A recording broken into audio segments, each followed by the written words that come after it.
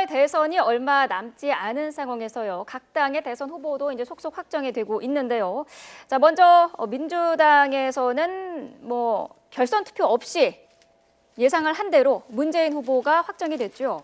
네, 어제 이제 확정이 됐는데 어제 서울에서 혹시 이 3위가 약진을 해가지고 결선 투표도 나올 가능성이 있느냐 이런저런 네. 질문들이 있었지만 대부분의 사람들이 또 대부분의 전문가들이 어제 끝날 거다라는 거였습니다.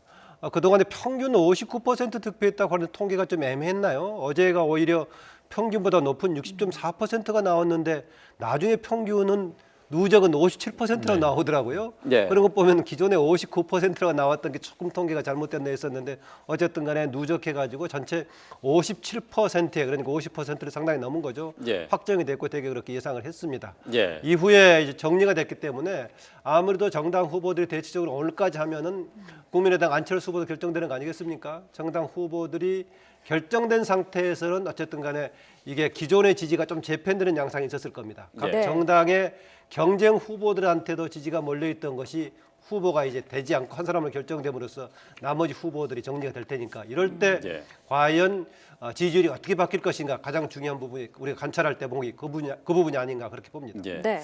어제 문재인 전 대표가 대선 후보 수락 연설을 했는데요. 대통합을 강조를 했습니다. 자, 그 내용 가운데 일부를 잠시 들어보겠습니다. 정치를 바꾸라, 경제를 바꾸라. 문재인 그 명령을 받들어 국민 대통령 시대를 열겠습니다. 반문연대, 비문연대 하는 것은 정권 교체를 겁내고 저 문재인을 두려워하는 적폐연대에 불과합니다. 예. 자, 들으신 것처럼 뒷부분에 강조한 내용은 반문과 비문은 적폐 연대다 이렇게 얘기를 했어요. 지금 어쨌든 결선 투표 없이 바로 대통령 후보가 됐습니다. 자, 대세론이 이제 힘을 얻게 되는 건가요? 이미 대세론이었었는데 지금 여러 가지 이제 상대 후보들이 부상이 하고 있으니까 이 국면이 오히려 중요합니다. 새롭게 대세론 힘을 받았다기보다는. 예. 앞서 제가 말씀드렸었지만은 당내 경선 과정에서 받았던 당 전체에 대한 지지를 어떻게 계속 안고 갈 수 있을 것인가 이게 과제가 될 겁니다. 네. 안희정 후보, 이재명 후보 이제 후보도 끝났으니까 안희정 지사, 이재명 시장 등이 그동안에 더불어민주당 전체 지지로 끌어왔던 부분을 계속 얼마나 품고 갈 수 있을 것인가 이게 과제가 되는데 네. 예. 문재인 후보 어제 확정되면서 사실 이 용어 앞에 강조했던 게 뭐였었느냐 분열과 갈등의 시대를 이제 끝내겠다라고 선언했단 말이죠. 예. 아마 그 내부의 경선 과정에서 문재인 후보한테는 아픈 말이었을 겁니다. 특히 안희정 후보 등이 그런 지적을 했었죠. 그동안에 당 내부에 있던 이런저런 사람들이 밖으로 나가는데 그런 통합의 리더십이 부족했다. 이렇게 얘기를 했었는데 아마 그것을 뼈아프게 느꼈는지 어제 수락연설에서 분열과 갈등의 시대를 끝내겠다라고 강조를 했습니다. 그걸 어떻게 관철시킬 것인가 과제가 될 겁니다. 예컨대 네. 박근혜 전 대통령의 경우도 비정상의 정상화를 가장 외쳤지만은 비정상의 절정에 있는 것으로 드러난 게 오히려 박근혜 전 대통령이었었는데 예. 마찬가지로 내부에서 지적됐던 분열과 갈등의 문제를 문재인 후보가 어떻게 새롭게 통합의 품으로 안고 갈 것인가 이게 실질적인 그 지지에서도 문제고 명분에서 가장 중요한 과제가 아닌가 그런 생각이 듭니다. 네. 예.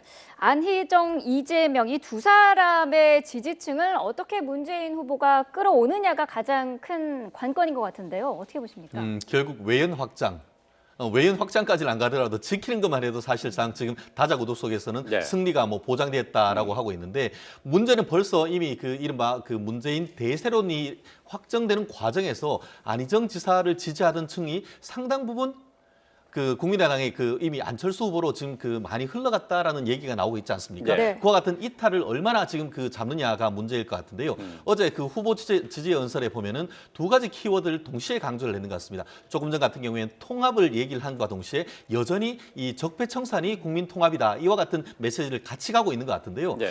그와 같은 그 이른바 그 최초에는 그 적폐청산론을 하다가 약간 그 어떤 우클릭을 해서 통합론을 얘기를 하고 있는데 과연 안희정 지사 특히를 지지하던 중도 보수층이 얼마나 그와 같은 그 문재인 후보의 메시지에 공감할 수 있냐 이 부분인데 적어도 지금 같은 경우에는 그와 같은 것이 과연 성공하고 있느냐에 대해서 의문일 수밖에 없는데 결국 그것을 잡는 것은 이 문재인 후보와 문재인 후보의 캠프의 앞으로의 어떤 전략, 정책 이것이 아니겠습니까? 예. 네. 자, 어제 문재인 전 대표가 민주당의 공식 대선 후보로 결정된 날에 또 화제가 된 여론조사가 하나 있었습니다. 문재인 전 대표와 안철수 전 대표가 맞대결을 한다면은 이렇게 가정을 해서 한 여론조사였는데요. 여기에서 안철수 전 대표가 문재인 후보를 이기는 것으로 이렇게 나온 여론조사 결과 때문에 한바탕 난리가 났습니다. 그렇습니다. 지금 저 화면에 나오고 있지만은 43.6대 36.4면은 7.2% 포인트가 돼가지고 오차 예. 범위를 벗어날 정도죠. 예. 아마 이런 조사는 처음이었었는데요.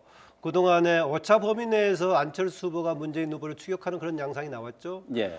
민주당 쪽에서 놀래가지고 두 가지를 지적하고 있습니다. 현실적이 아닌 양자 대립 구도를 왜 자꾸 설정해가지고 이렇게 조사하느냐. 결국은 양자 구도를 만들어서 안철수 후보에게 유리한 여론을 조성하는 거 아니냐 이런 얘기인데요.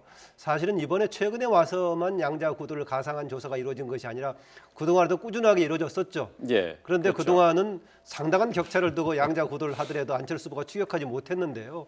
근래에 와서 추격하고 오차 범위 내에서 있는 조사들이 많이 나왔죠. 예컨대 동아일보 조사라든가. 그런데 어제 이 조사는 처음으로 뒤집히는 이런 조사가 그렇죠. 나왔는데 예. 네. 조사 방법을 두고 논란이 좀 되고 있는 상황이죠. 예. 조사 방법은 조금 우리가 서로 따져볼 필요는 있습니다. 그동안에는 되게 유선 전화하고 그다음 무선 무선 전화 전화가 방식인데 있었고, 여기에 예. 그 방식들이 주로 이제 ARS 조사 방식을 택했지 않습니까? 네. 여기서 조사는 40%는 유선의 전화 면접 조사를 한 거고 예. 60%는 웹을 통한 조사를 한 것인데 웹을 그냥 우리가 기계적으로 인터넷에 떠오른 것처럼 아무나 가서 눌러서 만든 조사가 아니라 인구 비례에 따라서 지역별로 그냥 할당을 해서 한 것인데 웹 조사라는 것은 어떤 겁니까? 그러니까 인터넷 조사를 얘기하는 건가요? 휴대전화에다가 그 웹에다 해가지고 휴대전화 전화 방식하고 똑같은데 예. 그 장치에 대해서 본인이 답을 해주는 것입니다. 그러니까 그 장치에 들어가서 장치에 들어가서요. 예, 그 프로그램에 들어가서 답을 해주는 겁니다. 설문답하듯이. 아, 네. 예, 그 방식입니다. 일부러 그러면 누가 들어가서 저 응답을 했는지는 알 수 없는 거죠.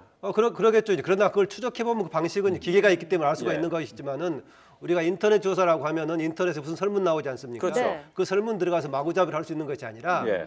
이렇게 할당이 돼가지고 설정해서 하는 방식입니다. 그러니까 아. 그동안에 내리시문화 거치던 디오피니언 조사에서 해왔던 방식입니다. 이 디오피니언의 결과가 다른데 그동안에 조사했던 것도 항상 좀 수치가 다르게 나왔습니다. 예. 네. 계속 다르게 나왔고 이번에도 다르게 나왔는데 일반적으로 ARS 조사했던 방식하고 웹을 통한 조사 방식하고 어떤 게 더 현실에 가까운지는 이후에 좀 판명을 한번 판가름 해볼 수는 있을 것인데 어쨌든 간에 그동안하고는 다른 조사가 나오니까 네. 더구나 더불어민주당에서는 좀 충격을 받을 만하니까 이것을 문제를 좀 제기하고 있는 예. 거죠. 앞으로 네. 이제 여론조사와 관련해서는 이렇게 문제가 되는 조사들이 좀 있을 것 같아요. 이게 법적으로 어떤 문제가 뭐 생길 수 있는 여지는 없습니까? 지금 현재 그 선관위 같은 경우에는 현재 이루어진 방식에 대해서 법적인 문제는 없다라고 유권 해석을 사실상 내린 듯한 보도가 나오는 것 같습니다. 예. 네.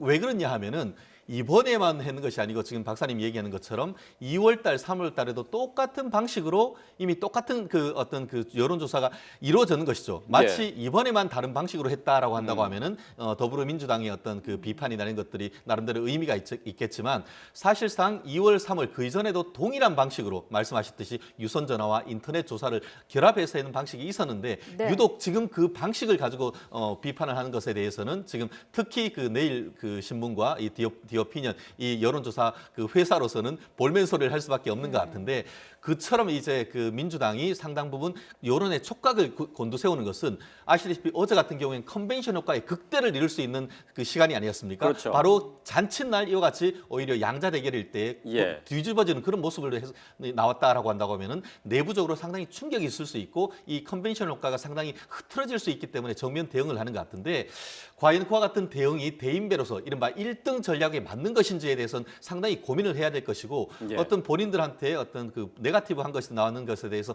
계속 이와 같은 어떤 이른바 딴짓 걸기식 어떤 그 대응을 할 것인지 오히려 예. 1등으로서 대범하게 치고 나갈 것인지 이 더문 캠에서 어떤 그 나갈 방향을 좀 결정을 해야 될 부분이 아닌가 싶습니다. 저는 네. 이 부분 관련해서는요. 지금 계속 그 방식을 택해온 디오피니언하고 다른 방식을 택해왔던 조사기관하고 한번 대표자들이 나와서 예. 어느 방식이 지금 현실 파악에 도움이 되는 것인가 한번 논의를 해볼 필요는 있다는 생각입니다. 예. 그 아까 조사 저- 방법에 대해서 예. 웹 방식의 조사라고 하는 것이 저희가 얼핏 와닿지는 않거든요. 예. 좀 그러니까 더 자세히 좀 그 설명이 필요한 부분인 것 같아요. 그래서 해가지고 어느 것이 현실에 가까운가. 사실상 우리가 그동안 해왔던 ALS 방식도 과연 이것이 제대로 여론을 반영하고 있는 건지 그렇죠. 항상 논란이 있지 않았습니까? 네. 응답률이 많이 떨어지고요. 예, 그래서 이런 부분에 대해서는 좀 확실하게 논의할 필요가 있다는 생각이 들고요. 네. 기억하실 겁니다. 과거에 출구조사했을 때 몇 년 전입니다. YTN 조사했던 것하고 다른 방송사 했던 것하고 뭐 좀 차이가 나가지고 한쪽이 한 번은 YTN 조사가 더 근접했던가요? 뭐 이런 얘기가 네. 나오고 했습니다만 그런 조사에 대한 최근에 여론을 얼마나 적절히 반영하는가 있기 때문에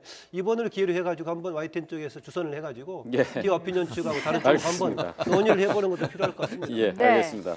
자, 이번에는 이제 보수권 후보들 좀 살펴보도록 하겠습니다. 홍준표 후보, 유승민 후보 어제 오늘 나란히 TK를 방문하면서 이제 적통 경쟁을 계속하고 있는데요. TK 민심 어디로 향하고 있다고 보십니까? 일단 TK 민심 관련해서는 4월 12일 날 상주 의성 군위 청송 지역에 예. 재보궐선거를 통해서 일단 좀 가늠할 수 있지 않을까 그렇습니다. 예.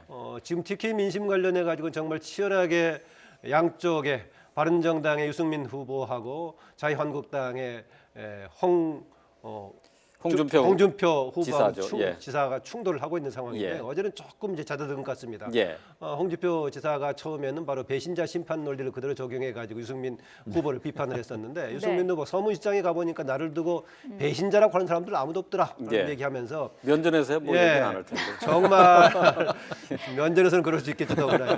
더구나 TK 민심 관련해서는 TK 자존심을 위해서는 공적인 것과 하고 사적인 것을 구분해야 된다. 예.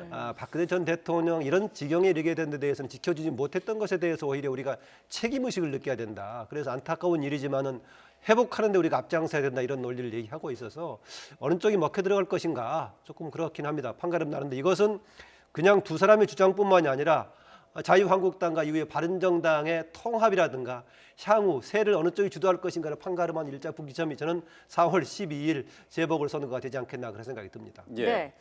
홍준표 후보가 뭐 유승민 후보를 향해서 다시 한번 뭐 함께 가자라는 얘기도 했습니다만 지금으로서는 어쨌든 오자구도가 형성이 되는 분위기거든요. 앞으로 연대가 가능할까? 연대가 된다면은 그 규모는 어느 정도가 될까도 관심인데요. 어떻게 예상하십니까? 그렇습니다. 그렇기 때문에 현재로서는 바른정당의 역할이 상당히 중요할 것 같습니다. 이른바 보수 단일화 후보로서 바른한국당이 될 것인지 예. 아니면은 이른바 제3지대 빅텐트론으로 해서 바른국민의당이 될 것인지 이 부분이 나름대로 선택이 될 것인데 네. 지금 내부적으로는 어쨌든 새누리당의 뿌리를 둔 양당이 지금 약간 신경전을 벌이지만 큰 틀에서는 보수 단일 후보로 갈 가능성이 있다라는 얘기가 나오고 있고 실제 홍준표 후보 같은 경우에도 지금 바른정당의 각 내부적인 채널을 통해서 의사소통을 하고 있다는 얘기가 나오고 있습니다. 예. 다만 말씀하신 대로 과연 그것을 연대를 할 것인지 아니면은 홍 후보가 얘기하듯이 흡수를 한다는 우리 한 당에 큰 집으로 들어와라라는 식으로 될 것인지는 예. 두고 봐야 되겠습니다만 네. 적어도 지금 단계에서는 아직까지는 시간이 이른 것 같고 다만 선거의 현실론으로서 자금이 굉장히 많이 소요됩니다. 네. 실제로 지금 허용되는 것이 한 500억이 정도가 되는데 예. 바른정당 같은 경우에는 국고보조금이 한 62억 정도 그리고 또 국민에게 모금을 할 수 있는 게 한 20억 정도에서 한 88억을 모으는데 예. 나머지 한 200~300억 이상 되는 돈을 어떻게 조달할 것인가 아시다시피 10%가 이상 넘지 않는다고 하면 그 돈을 보전받지 못하기 때문에 네. 바른정당이 현실적 선택을 할 가능성이 높지 않은가라는 것이 어떤 정치의 어떤 실무에 있는 예. 분들의 예측이 아닌가 싶습니다. 예. 네. 예, 시간이 많지 않아서 오늘 얘기는 여기서 줄이도록 하겠습니다. 김만음 한국정치아카데미 원장, 최진영 변호사였습니다. 고맙습니다. 고맙습니다.